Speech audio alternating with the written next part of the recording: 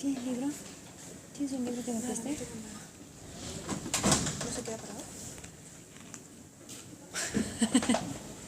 No sé qué me da risa. ¿Tienes algo que me preste que te libres, no? Vamos a tocar hoy día una clase en relación a las clases sobre las enfermedades endocrinológicas en relación a la glándula suprarrenal. Como ustedes han venido viendo en relación a las enfermedades, muchas de las cosas ustedes ya probablemente las han visto o de repente han visto o han escuchado algo, pero acá se puede aclarar un poquito más los conceptos. En primer lugar tenemos que recordar que una glándula suprarrenal, con el tamañito que tiene, cómo va a actuar frente a momentos difíciles donde la persona entra en dificultad, por ejemplo en un estrés por un cuadro, qué sé yo, infeccioso. Entonces esta glándula comienza a activarse en una gran cantidad, a pesar que tiene 2-3 gramos, es una glándula encima de los riñones que tiene diferentes capas, ¿no? Una corteza suprarrenal y una parte medular.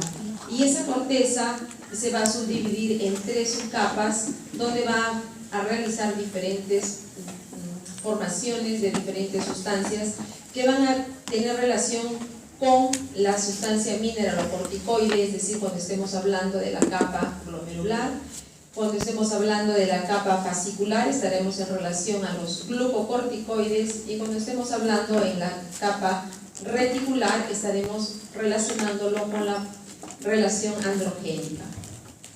Vamos a ver un poquito entonces con un poco de gráfica. Vemos en la parte inferior lo que les acabo de mencionar, es una glándula tan pequeña que la secreción de las hormonas va a estar en relación a un feedback positivo o negativo. Es decir, que si yo tengo una secreción adecuada de cortisol, de mineralocorticoides, de andrógenos, entonces no tengo por qué estimular a través de mensaje que llegue a la adenohipófisis para que se libere mayor ACTH. Y esta a su vez no va a depender de la liberación de la hormona corticotrópica. Pero si esta está en déficit, entonces efectivamente va a activarse todo el sistema de feedback positivo y por ende va a liberarse mayor cantidad de ACTH y va a estimular a la glándula suprarrenal para elevar los elementos que están en déficit. Bien, entonces nosotros podemos decir, de lo que acabamos de mencionar, que tenemos la parte de la corteza, donde podemos tener 2 tipos de alteraciones. Una alteración en hiperfunción o en déficit, es decir, en hipofunción. Dentro de hiperfunción vamos a tener problemas de hipercortisolismo, hiperandrogenismo, hiperaldosteronismo, por lo que les he mencionado la función de las 3 capas de la corteza. Pero también puedo tener hipofunción en lo que significa la región medular, hipofunción primaria o secundaria con relación al hipoaldosteronismo. Y asimismo, no olvidamos que había mencionado en la clase que hay una parte medular que tiene que ver con la secreción de las catecolaminas, es decir, que yo puedo tener problemas como por ejemplo el feocromocitoma. Y más adelante vamos a ir analizando todos estos temas que estamos mencionando. Siempre es importante hacerles un recuerdo de la fisiopatología. No voy a tocar aquí, por favor, la parte del laboratorio que sería muy extenso, ustedes tienen una clase sobre esto. Pero vamos a ir tocando en relación a la parte fisiológica algo de la bioquímica para que puedan entender desde las alteraciones congénitas por déficit de alguna enzima. Y vamos a analizar en hiperfunción lo que significa el síndrome de hipercortisolismo, el síndrome de Cushing, en hipofunción la insuficiencia suprarrenal y los déficits de la secreción de las hormonas androgénicas. Veamos la primera parte. Ahora sí lo podemos entender. En la corteza tengo la capa glomerular, hacia la derecha está relacionada con los mineralocorticoides. Ya muchos de ustedes han visto pacientes que tienen, por ejemplo, por algún motivo tienen hipotensión arterial, hay disminución del volumen, se activa a nivel del sistema renina, angiotensina, aldosterona y se va a reabsorber sodio, agua. Entonces este es el lugar donde se encuentra esta actividad de la aldosterona. Su función es justamente esa de reabsorber sodio, aumentar los volúmenes. También tenemos tenemos otra capa, vamos a ir analizando mucho más con detalle esto, simplemente para que tengan una idea, y yo como mnemotecnia les podría decir glomerular relacionado M con mineralocorticoides. La parte fascicular, la C, relacionada con lo que es el cortisol, los corticoides, y la reticulada con la formación de los andrógenos, y la medular con la catecolamina. Veamos un poquito en relación a lo que acabo de mencionar. La zona glomerular entonces activa todo el sistema renina, angiotensina, aldosterona. La zona fascicular y reticular, que tiene que ver con los niveles de la hormona adrenocorticotropa. Es importante también que recuerden algo, por lo menos lo básico de la biosíntesis esteroidea en la zona glomerular y fasciculada, cuya función al final va a ser que tenga la formación de la aldosterona en la parte inferior izquierda y la corticosterona en la parte inferior derecha. La aldosterona, hemos dicho, relacionada en la zona glomerular, y la corticosterona relacionada con la zona fascicular y reticular. Para esto, nosotros, para que se produzca esta biosíntesis, necesitamos varias enzimas que están en azul. Les voy a pedir énfasis en: vamos a tener problemas congénitos, problemas de fallas enzimáticas por fallas de 3-beta hidroxiesteroides de hidrogenasa. Vamos a tener problemas de déficit en la transformación de progesterona en 11-deoxicorticosterona por déficit de la 21-hidroxilasa, y podemos tener, dentro de las más saltantes, otras alteraciones como la 11-beta hidroxilasa en déficit, y por lo tanto no va a haber una adecuada formación de corticosterona. Y si tengo una alteración en la 21-hidroxilasa, que es para las dos formaciones, aldosterona y corticosterona, básicamente va a estar en déficit la formación de la aldosterona. Vamos avanzando. Les decía que esta es una glándula tan pequeña que en su pequeño peso de 3-5 gramos, algunos dicen hasta 4, el problema es que casi imperceptible su función, y nos damos cuenta cuando estamos frente a algún estrés, una infección severa, una sepsis. Entonces ahí vamos a poder observar las funciones. Tenemos que tener otro dato en cuenta: en la corteza, esta corteza proviene de la parte del mesodermo, es decir, que consta de células epiteliales que están formadas con gran cantidad de grasa, células espimosas, y tiene la clasificación de las tres que les dije: glomerular, fascicular y reticular. Mientras que la médula adrenal tiene otro origen. El origen es neural ectodérmico, es decir, que está formado por células de tipo cromafin, que las podemos encontrar en diferentes partes del cuerpo. Por ejemplo, hablando de todo lo que significa ganglios simpáticos y yuxtaórticos, problemas de vasos sanguíneos, todo mediastino, tiroides, próstata, ovario, vaso, vejiga, el sistema adrenal a nivel intestinal, todo esto tiene que estar relacionado por el mismo origen neural ectodérmico. Función: síntesis de adrenalina y noradrenalina. Dentro de la zona glomerular no solamente estamos hablando del metabolismo de la aldosterona, también estamos hablando del metabolismo de la deoxicorticosterona y la corticosterona. Fundamentalmente la aldosterona es 50 veces más potente que la desoxicorticosterona. ¿Cuál es su función? Ya les dije, va a regular los niveles de sodio, produce retención de sodio, excreción de potasio. Todo esto se va a realizar a nivel del túbulo distal y tiene un efecto, por lo tanto, antidiurético. También va a estar regulado, por lo tanto, con los niveles de, si yo retengo sodio, también jalo agua, retengo agua. Esto es en forma gráfica lo que acabamos de mencionar, ¿no? Si yo tengo un paciente que tiene la bulimia disminuida, entonces va a haber mayor cantidad de secreción de aldosterona, se activa todo el sistema renina, angiotensina, aldosterona, cuyo fundamento es ¿cuál? Reabsorber, reabsorber sodio, aumentar el volumen de líquido extracelular, aumentar la volemia y mejorar el problema que tiene el paciente de hipovolemia. Y esto va a mejorar la presión arterial en nuestros pacientes. ¿Cuáles son las funciones, es decir, fisiológicas de la aldosterona? Ya las hemos mencionado. ¿Qué pasa si yo tengo un paciente que tiene disminución de aldosterona? Entonces el paciente lo voy a encontrar deshidratado, si hablo de medio interno, en acidosis, si hablo de potasio, en hipercalemia, si hablo de volúmenes, está en disminución del volumen y por lo tanto el paciente lo puedo clasificar en los pacientes con hipotensión, con shock circulatorio. Es decir, que cuando tenga un paciente que esté en shock, no dejen de pensar que tenga el shock, hiponatremia, hipovolemia, no habrá por ahí solamente no una sepsis por un proceso infeccioso, sino habrá un déficit en esta función de formación de la aldosterona, una insuficiencia suprarrenal. Tenemos que estar muy alerta en esto. ¿Y qué pasa si la tengo en exceso? Todo lo contrario, el paciente lo tengo en hipertensión, hipocalemia, depresión de potasio y por lo tanto, no se olviden que este curso de semiología, la hipocalemia va a traer repercusión clínica en manifestaciones de debilidad, cansancio. Cuando hablamos de la zona fascicular, dijimos que la fascicular, acuérdense de los niveles de corticoide, la liberación de la ACTH.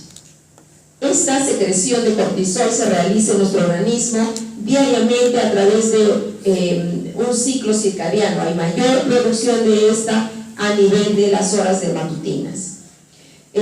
Sus metabolitos yo los voy a poder gozar, no solamente voy a poder gozar el nivel de cortisol a nivel de sangre, sino también a través de los metabolitos que yo los voy a eliminar a través de la orina. Entonces yo puedo hacer dosajes de 17 hidroesteroides, promedio normal 5 o 6 miligramos por día. También puedo hacer dosajes de 17 cetoesteroides. ¿Qué pasa? ¿Por qué es tan importante cuando hablamos de glucocorticoides ACTH? Cuando tenemos los glucocorticoides tienen una serie de funciones en el metabolismo de un intermediario de diferentes áreas. Entonces veamos qué pasa con los niveles de glucosa. Va a favorecer la gluconeogénesis. Hay un depósito de glucógeno hepático en el paciente en ayuno. Hay un aumento en la producción de la glucosa. ¿Qué va a suceder a nivel proteico? Va a disminuir su síntesis. Va a haber mayor liberación de aminoácidos, así como también de ácidos grasos porque hay mayor lipólisis. Cuidado cuando hablamos de glucocorticoides. Otra de las funciones de los glucocorticoides tiene que ver con la formación de los huesos. Entonces, ¿cuál es su función? Inhibe la formación ósea. Otra, estimula la resorción ósea. Otra, potencia la acción de la paratormona. Y la paratormona, ¿qué hace? Reabsorbe calcio, reduce la absorción intestinal del calcio, aumenta la excreción urinaria del calcio. Si estamos hablando a nivel fetal, por ejemplo, un feto que todavía no está en formación y hay que acelerar el parto por algún X motivo, yo puedo utilizarlo para acelerar el desarrollo de los órganos fetales. Inhiben el crecimiento de los niños porque su exceso va a producir una inhibición de las hormonas de crecimiento. Hay una disminución de los linfocitos, de los monocitos, de los eosinófilos. En cierta manera, va a disminuir estos mecanismos de defensa de nuestro organismo. Disminuye también la migración de las células inflamatorias a la lesión. El corticoide, si reabsorbe sodio, retiene agua, va a aumentar el gasto cardíaco, aumenta el tono vascular. ¿Por qué? Porque hemos dicho que potencia los efectos de las catecolaminas. También tiene que ver, ya dijimos, con la regulación de la síntesis de renina y también con los receptores adrenérgicos. Nuevamente, remarco, retiene sodio, elimina potasio, aumenta la presión arterial, aumenta la filtración glomerular. ¿Tiene efectos a nivel del sistema nervioso central? Sí, produce cuadros desde euforia hasta depresión. Los pacientes pueden entrar desde insomnio, un aumento de apetito, disminución de la memoria, disminución de la libido. Hay inhibición de hormonas básicas en nuestro organismo, como es la hormona tirotrópica, que va a tener relación con la formación de T4. Disminución de la hormona luteinizante a nivel de varios. Incrementa el tono intraocular cuando usamos dosis farmacológicas. Bien, todo esto es fácil comprenderlo, porque si no les hago este recuerdo, no puedo entender qué molestias va a referir el paciente cuando acude a la consulta. Entonces nuestro paciente viene ¿por qué semiológicamente? El paciente viene porque tiene disminución de potasio, hay desgaste muscular en estos pacientes, hay una disminución, hemos dicho, en la síntesis de las proteínas, se van a liberar una cantidad de aminoácidos. Los pacientes van a tener niveles altos de ¿qué? De hiperglicemia, de insulina, hemos dicho que aumenta la lipólisis, entonces tenemos mayor cantidad de ácidos grasos. ¿Y dónde se acumula esa grasa? Se va a ir acumulando, redistribuyendo en el cuerpo y por lo tanto el paciente va a tener aumento de peso. Hemos dicho que hay que dosar en diferentes horarios, matutinamente la liberación del cortisol es mayor, 8 de la mañana, y tendremos que hacer dosajes también, hemos dicho, a nivel urinario.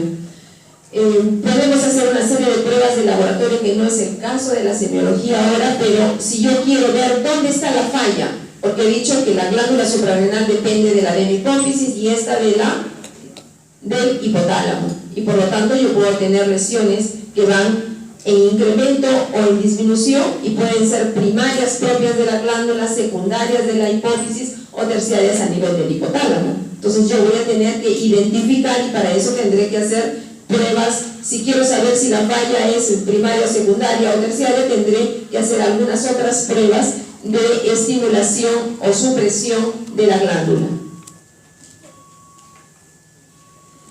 Por último, dijimos que en la parte fascicular reticular está la formación de compuestos androgénicos como la dehidroandrosterona, la androstenediona sérica, la testosterona libre, y haremos otras pruebas también para ver si está operativa o no esa área.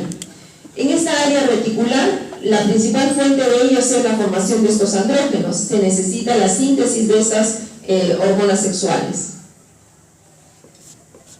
que parten de los precursores de la testosterona y van a ir eliminándose a través de las necesidades que se requieren.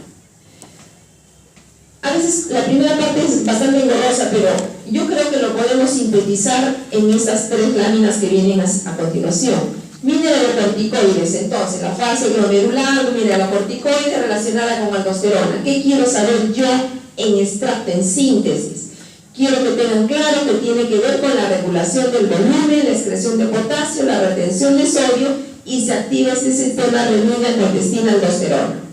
Renina, formación a nivel de la médula renal, y luego para la formación y la activación de la angiotensina, que tiene que ser luego seguida a nivel hepático y luego a nivel pulmonar, y ambas son de efecto vasoconstrictor que queremos que eleve la presión arterial, su función mineralocorticoidea. Cuando hablo de los glucocorticoides, ¿qué quiero que les quede bien fijo? Que esta es producida a nivel fascicular, controlada por la ACTH, y su efecto aumenta la glucosa, los niveles de aminoácidos van a ser aumentados por la degradación de las proteínas. Hay un proceso antiinflamatorio, hay estabilización de las lisosomas, de las membranas, he visto la disminución de los linfocitos, los monocitos, y hay un antagonismo de la migración de los leucocitos, y por último también tiene que ver con la retención de sodio. Y por último, en lo que significan los niveles androgénicos, con la liberación de estas hormonas, y van a convertir finalmente estos andrógenos en niveles de testosterona, y la liberación va a estar regulada por los niveles de ACTH, más no por los de gonadotropinas. Con eso sí vamos a comenzar ahora sí con el síndrome cushingóide hipercortisolismo, que es el tema que debemos tocar ahora en cuanto a la semiología. ¿Qué tengo yo por síndrome de hipercorticismo? Primero que hay que definir 2 términos acá. Uno es síndrome y otro es enfermedad. Cuando hablo de síndrome estoy hablando netamente de lo que está sucediendo a nivel de mi glándula suprarrenal. Y cuando hablo de enfermedad es la dependencia de la hipófisis y del hipotálamo. Por lo tanto, hablemos del síndrome de Cushing. ¿Qué características va a tener? Hay una exagerada producción esteroidea de la corteza adrenal y en el caso de la enfermedad cushingoide hay una alteración a nivel hipotálamo hipófisis que van a conllevar a un exceso en la producción de la ACTH. Causas van a haber varias. Comencemos por la primera, síndrome de Cushing. Esta es una enfermedad infrecuente, incidencia es baja, de 5 a 10 casos por millón, afecta predominantemente a las mujeres en la tercera etapa de la vida.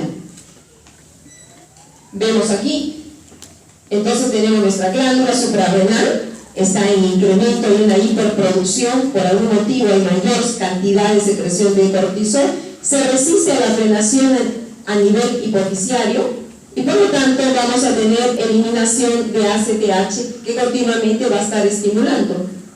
Veamos cuáles son las causas. Hay diferentes causas. Puede ser ACTH dependiente, ACTH independiente o porque tengo un pseudo Cushing. Veamos la primera. El ACTH dependiente va a ser todo lo que esté relacionado con la base donde se produce el ACTH a nivel hipofisiario. Puedo tener yo un tumor, ser un portador, un paciente que venga a 18 años y que me venga con alteraciones de los campos visuales, que tenga alguna alteración hormonal, desde secreción láctea, por ejemplo, y campimetría alterada, y entonces yo voy a tener que ir a buscar, ¿no será portador de un tumor hipofisiario? Puedo tener pacientes que tienen secreción de ACTH ectópica. ¿De dónde podría producir? De todas esas áreas carcinoides que nosotros hemos referido. Vamos a pensar en problemas de timo, de tiroides, de páncreas, carcinoma medular de tiroides, feocromocitoma. O sea, de una área ectópica que esté produciendo mayor cantidad de ACTH que no tiene nada que ver con la hipófisis. O puedo tener un paciente que tenga una hiperplasia macronodular. Cuando hablamos de ACTH independiente nos estamos refiriendo, será un adenoma suprarrenal, un problema benigno, o tendremos ya un carcinoma de la suprarrenal, o tendremos ya sea una hiperplasia macro o micronodular autónoma. La micronodular autónoma se conoce como el síndrome de Carney. O puedo tener una hiperfunción por receptores anómalos, es decir, que yo tenga péptidos inhibitorios gástricos, por ejemplo. O puedo tener ya pseudo Cushing porque yo sea portador de una patología como por ejemplo insuficiencia renal, problemas de alcoholismo, problemas depresivos, problemas de anorexia nerviosa. Veámoslos con una gráfica que a veces así queda mejor, el mensaje queda, se sedimenta mejor. Dijimos ACTH dependiente, aquí tiene la gráfica en la izquierda de un tumor hipofisiario. Es un tumor hipofisiario autónomo que va a producir ACTH continuamente y los niveles de cortisol van a estar incrementados. Dijimos un aumento de una secreción ectópica. Vamos a ver aquí, por la presencia de un tumor que no tiene nada que ver con el área hipofisiaria y que está secretando ACTH y por lo tanto los niveles de cortisol van a estar elevados. O podemos tener, como dije al final, el problema netamente de la glándula suprarrenal, un tumor suprarrenal. Eso es lo mismo que acabamos de mencionar. Esto es lo que sucede fisiológicamente. Tengo poco cortisol, se estimula más, se secreta más. Pero vamos a ver si tengo una secreción ectópica de ACTH. Cuando hay una secreción ectópica de ACTH, entonces hay un incremento del ACTH y hay un incremento del cortisol. Si tengo un problema de enfermedad de Cushing, estamos diciendo que aumenta el ACTH, aumenta el cortisol.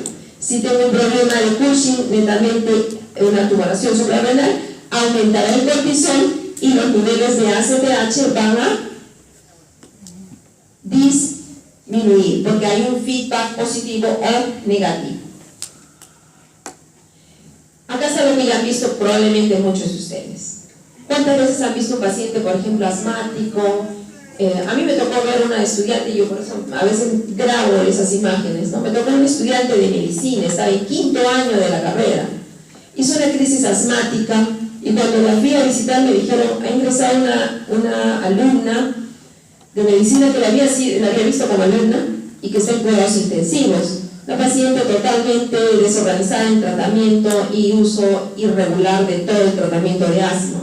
La situación es que cada vez que entraba en crisis, ahora he tomado sus prednisonas, pero se pasó 2 semanas con prednisonas. Cuando la fui a ver tenía una fasis como la que ven aquí. No solamente el síndrome de Cushing es endógeno, también tenemos exógenos por administración de corticoides. La fasis era así, cushinoide, la cara eritematosa, y prácticamente, bueno, y en crisis asmática, ¿no?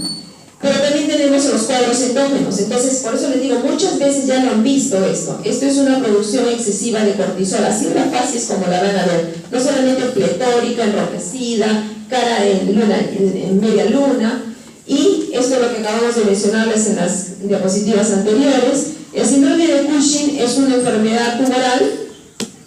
¿Cuál es el cuadro clínico? Puede ser porque está haciendo un debut de una alteración de la función suprarrenal, o porque ya sea crónico o sea un crónico que se esté reagudizando. Entonces vamos a encontrar diferentes momentos. Clínicamente el paciente va a depender en qué momento lo encuentro, pero ya tienden a la obesidad en el 94% de los pacientes. Lo vamos a ver con rubicundez facial, en un gran porcentaje pasa 80%. Hay problemas de hirsutismo, por lo que hemos mencionado, trastornos menstruales, hipertensión arterial. Hay una serie de gama de síntomas que los vamos a encontrar, pero ya en menos porcentaje. Debilidad muscular, eso es lo que yo siempre he encontrado, 58, 60% debilidad muscular. Y hay otras cosas que las tienen que ir a buscar ustedes. No es que el paciente viene y dice, yo tengo esto. Al momento del examen clínico lo van a encontrar con estrías probablemente, con acné, alteraciones psíquicas. Pueden referir desde problemas de dolores de cabeza, ya problemas de hiperpigmentación, cosas vagas, ¿no? Pero clínicamente yo veo al paciente con obesidad central, debilidad muscular. Hemos dicho que estos pacientes tienen pobre reabsorción de calcio, aumenta la paratormona. Estos pacientes fácilmente van a la osteoporosis, y si van a la osteoporosis fácilmente pueden hacer fracturas, desde las espontáneas, de huesos largos, de columna. Pacientes van a tener problemas de hiperandrogenismo, el hirsutismo, el acné. Pacientes van a cursar con hipertensión, trastornos menstruales, problemas de glucosa, diabetes y problemas también mentales. Si esto sucede en niños, el crecimiento es lento, hay una pubertad precoz. Los pacientes vienen con lo que ustedes hemos visto, cara de luna llena, donde se acumula la grasa, se forma en la espalda a nivel cervical una zona de jiba. La jiba a nivel de la parte posterior del cuello, también lo encontramos a nivel supraclavicular, ¿no? Y hay una pérdida de toda la masa muscular y el paciente está con debilidad, fatiga, que es por lo cual acude. También tienen problemas de piel, adelgazamiento de la piel. También hay problemas hemos dicho de zonas adelgazadas de piel, de equimosis, vamos a ver imágenes más adelante. La coloración de la piel que ya dijimos, y a nivel del vientre van a encontrar unas estrías medio azulado violáceas. Las alteraciones psiquiátricas, desde alucinaciones, síntomas que pueden ser, como les mencionaba, el paciente con problemas de fracturas patológicas. Si hay exceso de andrógenos, el paciente estará con problemas de pseudohermafroditismo, virilización de la voz gruesa, hirsutismo, hiperpigmentación. Cuando hablamos de tumores pituitarios, el paciente cursa además con problemas de dolores de cabeza, alteraciones de los campos visuales, y si hay alteraciones mineralocorticoides, dijimos hipertensión y hipocalemia. Ahí tiene, por ejemplo, un niño, ¿no? Con la obesidad, miren las fascias, la cara y el aumento de grasa en el tejido. Miren las fascias, la coloración, la cara pletórica. Las estrías que les mencionaba son unas estrías abdominales bien marcadas, y busquen siempre adelgazamiento de brazos, extremidades y zonas equimóticas, zonas de fragilidad. En casos de problemas cushinoides, como lo que les mencionaba, por causas iatrogénicas, ¿no? Aquí tienen un caso, miren las fascias, cara de luna llena, la obesidad, la jiba no la puedo ver, acá está la jiba, incluso hasta con hirsutismo. Acá ya nuevamente, acá está todo. El que no le gusta leer mucho, mira la imagen, la lee toda y ahí vemos todo. Si mi paciente, ¿qué le voy a agregar? Por eso pongo a veces cosas repetidas. Busco edemas en estos pacientes, hipertensión arterial, tengo que ir a buscar, ver cómo está el cabello, la piel, si hay debilidad en la caída del pelo, busco las estrías. Otra imagen de lo mismo, la jiba, el abdomen péndulo. En el diagnóstico del síndrome de Cushing, entonces hay que demostrar, hay que poner ya la evidencia. Ya tengo la idea de lo que está pasando, la clínica, pero la evidencia. Tengo que dosar los niveles de cortisol plasmático, tengo que dosar los niveles de cortisol libre urinario, cortisol libre en saliva, cortisol libre en saliva de 8 a 23 horas. La situación es que yo tengo que demostrar que hay una hipersecreción de la eliminación de cortisol. También puedo hacer la prueba por inhibición con 1 o 2 miligramos de desametasona, le estoy poniendo corticoide y voy a ver cómo está la respuesta en lo que estoy haciendo mis dosajes.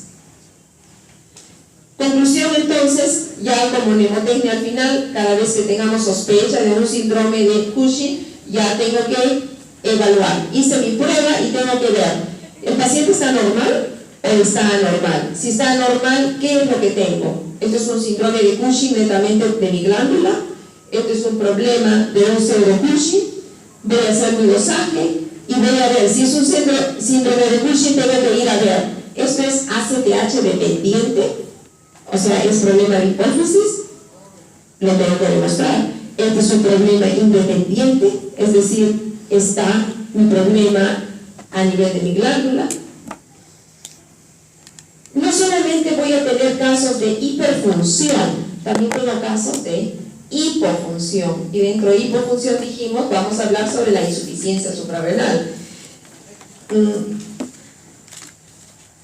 Acá no les voy a volver a repetir lo que ya les he mencionado, cuáles son las capas de la glándula suprarrenal, porque se está repitiendo la parte inicial. Lo cierto es que tenemos que recordar que en la hipofunción pueden haber disminución de las 3 áreas, mineralocorticoides, corticoides y de las hormonas sexuales. La prevalencia, si hablamos de 1 millón, está entre 30 a 60, de 1 millón le da promedios entre los 40 años y podemos tener insuficiencias en 3 niveles. Uno, suprarrenal primaria, es decir, a esto le vamos a llamar la enfermedad de Addison. Puede tener la alteración suprarrenal secundaria, es decir, por deficiencia de secreción de ACTH a nivel hipofisiario, o porque yo puedo tener una insuficiencia por déficit de la secreción de la hormona liberadora de corticotropina a nivel hipotalámico. Como decíamos, es infrecuente, en otras estadísticas de 120 en 1 millón. Cuidado con los subdiagnósticos. Esto uno lo va a adquirir a través de la experiencia, por lo que les mencionaba. Vamos a poner al final diagnósticos diferenciales. Entonces, yo creo que en la experiencia, yo hablo ya de 28 años de ejercicio de profesión, entonces, cuando era como ustedes, probablemente ni le hubiese prestado la importancia, pero sí les hago la importancia ahora, porque van a tener pacientes que están pensando, llegó en shock circulatorio y están pensando sepsis. Diagnóstico diferencial, hipofunción de la glándula suprarrenal. Y van a ver por qué. Debemos evaluar entonces aquí en quiénes debo pensar yo para que no se me pase el diagnóstico. Aquellos pacientes que vengan con alteración de sensorio, que cuantifique yo que tenga hiponatremia, que tenga hipoglicemia, que tenga alteraciones de debilidad muscular, que tenga problemas de deshidratación, hipotensión arterial. Que clásico lo puedo meter dentro de un diagnóstico de shock, pero piénsenlo ahí. ¿No tendremos esto? Y pensarlo aún no tengan, aún el paciente esté sin hiperpigmentación. Y les digo por qué, vamos a verlo más luego. Veamos la insuficiencia suprarrenal primaria.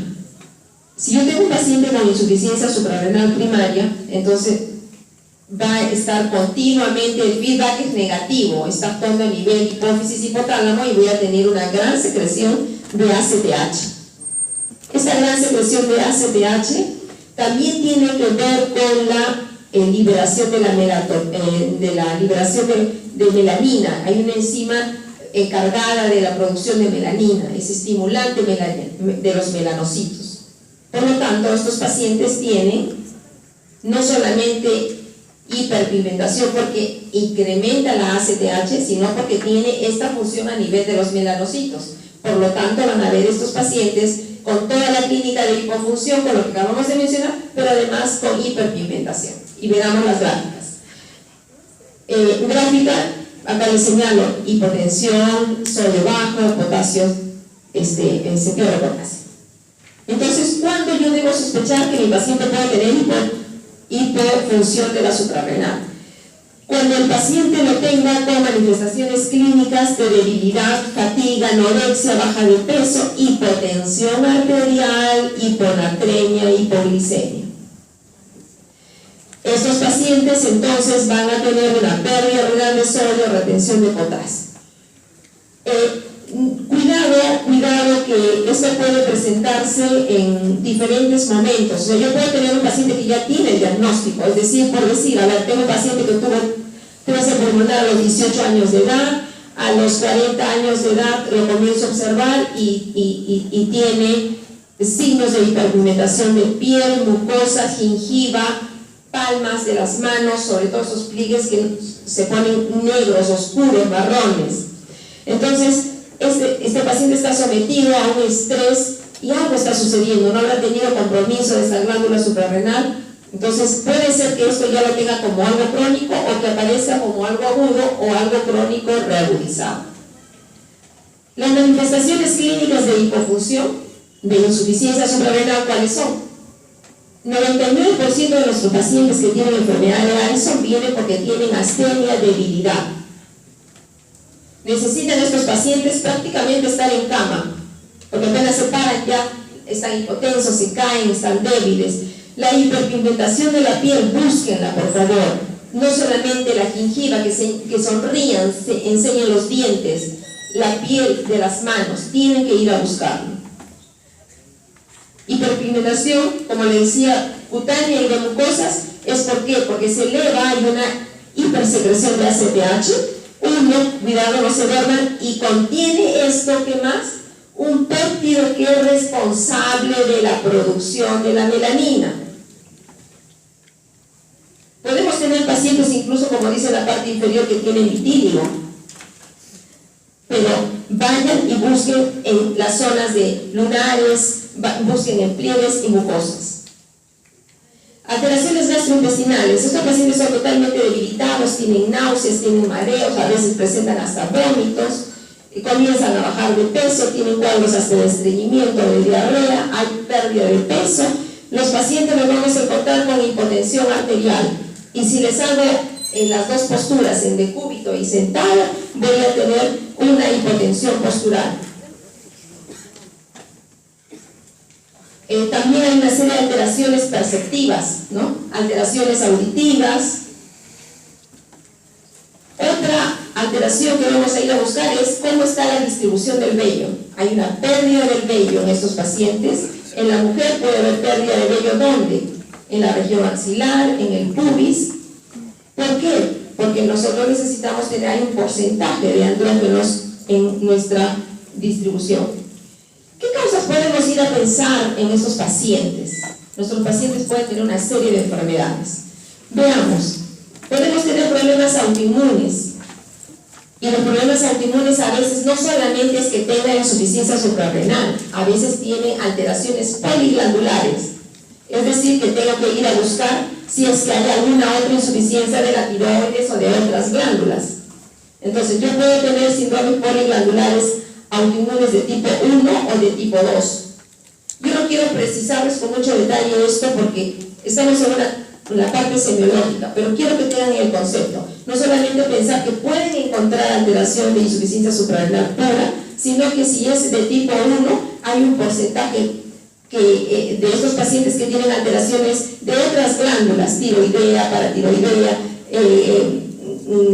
niveles a nivel pancreático, y pueden presentar en la tipo 1 cuadros de diabetes en un porcentaje muy pequeño, 1 o 2%, y generalmente esto lo vamos a encontrar en menores de edad, infantes. A diferencia de los poliglandulares de tipo 2, que lo vamos a encontrar más en el adulto, y va a ser más frecuente encontrarles a ellos, por ejemplo, cuadros de hasta un 50% de pacientes con diabetes, por decir. Antes de pasar ahí, tenemos otras causas como las que le decía nuestro medio. A mí me ha tocado evaluar pacientes con tuberculosis, ¿no? Entonces, y con esta patología. ¿Y cómo me di cuenta? Por la hiperpigmentación y por la hipotensión arterial y del cambio postural. También hay pacientes que pueden tener otro tipo de infecciones, micóticas, sistémicas, histoplasmosis, criptococosis, blastomicosis o adrenomioroneuropatías. Acá está más o menos lo que les he mencionado ya en la diferenciación de poliglandular tipo 1 y de tipo 2. Esta es la evolución prácticamente de la enfermedad. Vamos quiero que vean esta imagen. Eso es lo que tienen que ir a buscar. Cuando estamos hablando de nuestros pacientes, ver. El paciente le dice, yo antes era blanquito, mi color era más pálido, pero mira, ahora me estoy volviendo oscuro, ni no he ido al sol, no estoy en la playa, y tienen estas características del examen clínico. Entonces solamente busquen pliegues, busquen las zonas de dedos, la parte gomosa, pulpejo y la parte de gingiva. Vamos ahora a la insuficiencia suprarrenal secundaria. Entonces, la insuficiencia suprarrenal secundaria, el problema está ¿dónde? A nivel de la glándula hipoficiaria. Si está enferma, la liberación de ACTH está disminuida. ¿Qué va a pasar de nuestros pacientes? Nuestros pacientes tienen presión alta, sodio alto y pérdida de potasio. Veamos qué puede sucederle al paciente. Puede estar con un tumor pituitario en la hipófisis, ya sea benigno o maligno, puede haber sido sometido a una cirugía, o puede haber un síndrome de la cigoterta vacía. Hay un cuadro que nunca me voy a olvidar, un síndrome de Sheehan. A mí me tocó ver una paciente joven de unos 16 años, estaba haciendo mi primer día internado en la rotación de gineco, y me dejó una gran lección. Y esto les digo, yo a los pacientes, yo creo en lo que evalúo, en lo que veo, dudo mucho en lo que el paciente dice, sea hombre o sea mujer. Esta paciente tenía ligeramente aumentado el abdomen. Sinceramente no pensaba que estaba embarazada. Me di cuenta que estaba embarazada y a punto de dar a luz cuando comenzaron el trabajo de parto. En plena evaluación en consulta de emergencia, comenzó trabajo de parto y lamentablemente esta chica llegó sola, el ginecólogo la evaluó, él tuvo que entrar a cesárea. Y como es la vida, nunca hagan nada que no piensen las consecuencias que va a traer. Esta jovencita había acudido nadie sabía que estaba embarazada, llegó al hospital, entró a sala de partos, había dilatado 100%, pero no bajaba el feto, y tuvo que entrar